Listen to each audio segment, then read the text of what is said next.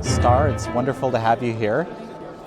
So you've been doing some really incredible work around welfare reform and so forth, and I'm wondering if you could just tell us a little bit about the genesis of that work and what's happening, what you're actually doing in Washington, D.C. today.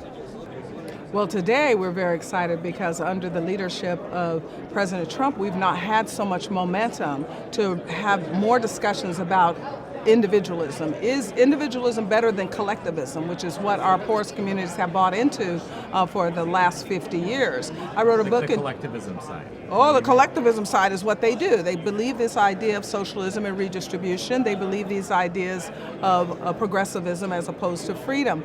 And in 2003, I wrote a book called Uncle Sam's Plantation, and I actually made the case in that book that we already have socialism here. Oftentimes, when people want to have discussions about the fundamental truths of our country, we get lost inside of this idea that why are our young people buying into socialism? How is it that we spend a quarter of our budget on anti-poverty programs with none of them working, with the poverty rate still not moving after 50 years and $24 trillion?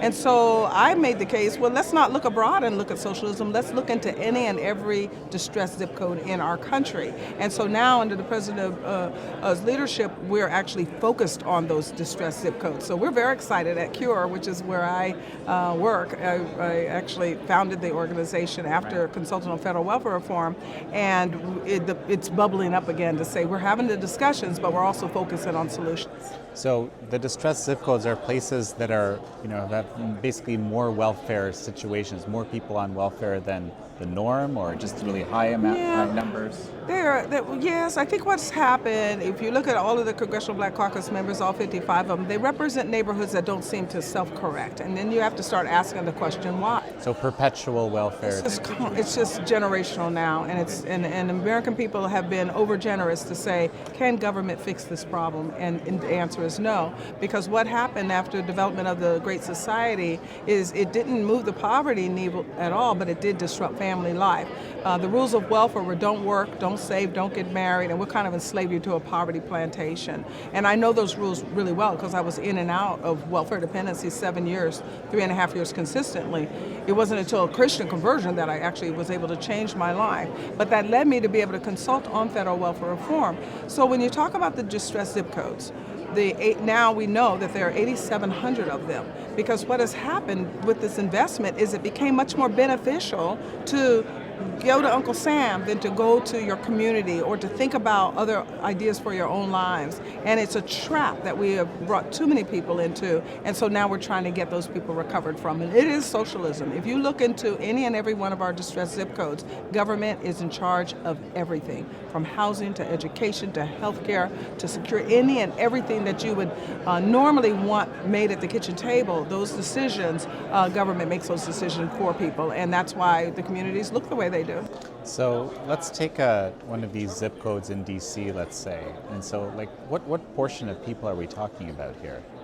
Well, when you talk about how many are actually on our 100% system, we're looking at maybe about 9 million as a society. But across all of America? Across all of America, which doesn't seem large. And some people say, well, gosh, that's controllable. Yeah, but the impact... Why is 100% welfare? That's what you're talking That's 100%. People who do everything. They're doing it from not just taking the benefit, financial benefit out of HHS, but they're also taking all benefit out of housing. They're taking all benefit out of education. They're taking 100%. We have about 13 different departments that house anti-poverty money. And in fact, one of the executive orders that the president did was to tell those 13 departments, go find this money and let's be a little bit more efficient. Let's look at what are we doing, because we're obviously not changing people's lives to help them for the better. What we've done is hurt their lives. Right. And so if you ask about the numbers, people can be much more dismissive, and that's why I'm kind of hesitant to say, well, yeah, the numbers might seem small, but when you look at the impact of this portion, it's the pathologies. Well, low educational aspirations, high crime, more out of marriage birth rates, low marriage. It's underappreciated. Let's just look at the black community.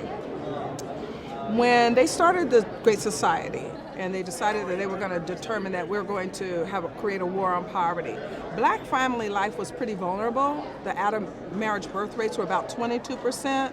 You can look at it from a glass half full or half empty. And someone, I forget who now, but someone was saying at the time, that's terrible, that 22%. Yes, that was Yeah. Monahan, Daniel Yeah. Patrick Monahan. He was then the labor secretary. But but you can look at that from two ways. You could say half full, half empty glass.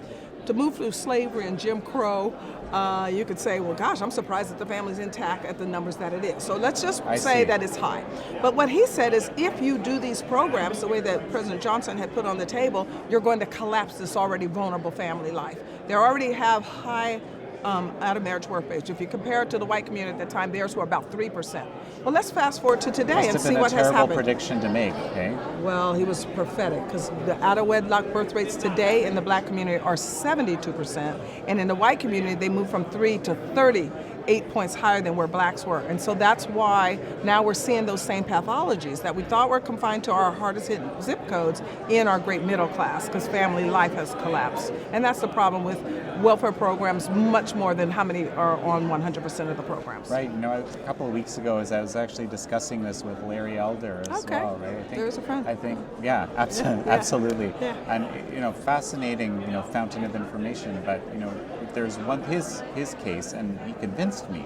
It's really, first of all, the stats tell us, right, that if the family unit is together, your chance of success is actually high, or it's even, that you will be successful, right? That's right. It's interesting, because it's not only will you be successful individually, but all of these discussions that we keep having as a country, that America's so inherently racist, we can't do anything about it, we need to redistribute more wealth, the wealth gap, that all goes away as well. Because when we look at data to where husbands are married to the mother of the children in the white community, and we compare that data, husbands married to the mother of the children in the black community, we can't even measure the economic differences, the educational differences, or the crime differences, because they're so small. This is a mind-blowing statistic.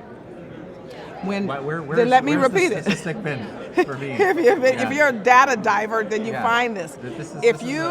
Where the gap begins is when you don't marry the mother of the children. So yes. So it's not race-based. No. It's entirely family-based. It's 100% family-based. There's just, you can't even measure it. It's so small. And statisticians want to measure everything. But if you don't see those differences, then why would people that have made it their agenda to redistribute from others, socialism, why would they point to that? Because then it would dismiss all of the lies that you hear out of the left. This little statistic would dismiss a lot of things, wouldn't it? Yes. And if we do concentrate on a little bit more, and people understood family development and how critical it is to escape poverty, we might see more people doing it. Incredible. So what is the outlook? We still have these distressed communities. There is this generational situation. I imagine there's a lot of hopelessness alongside of that. It is, it's sad. What is the outlook? Well, three things that we're very excited we can be about, and the momentum of this president. Number one, the discussion we're now having about infanticide and abortion. Man, I tell you, this is a crime against humanity. We should not be doing it.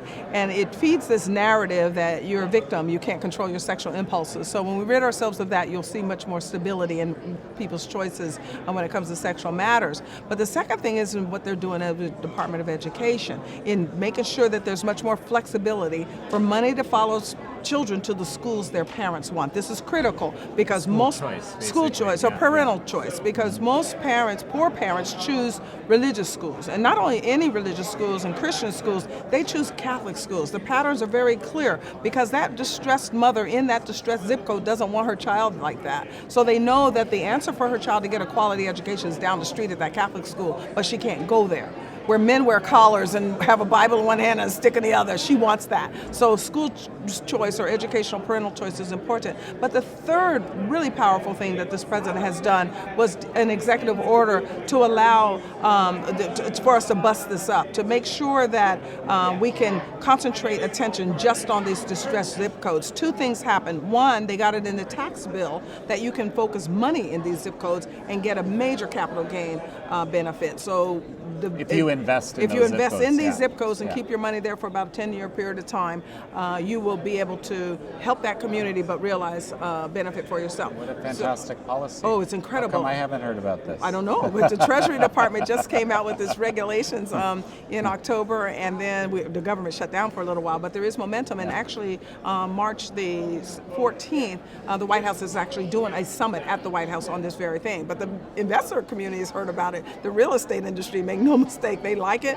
and so what we're going to start seeing is more flow. Once income starts flowing and money starts flowing and development starts to happen, then people will have much more job opportunity close to home. Once you start employing people of a community, they become much more responsible over their community. So this is a major new momentum in our society. But another thing that the Opportunity Zone Initiative does is it opens up this dialogue for us to say it's nothing wrong with us focusing on these communities and fixing each component of what's broken down, everything from housing policy to education policy to health policy. So we're excited. You can tell I'm excited. Well, we're gonna do a deep dive on American thought leaders actually into the opportunity zones really soon. So I'll know a lot more real soon. Now you know a lot more about it. Star, thank you so much. You're so welcome. Really appreciate it. Thank you.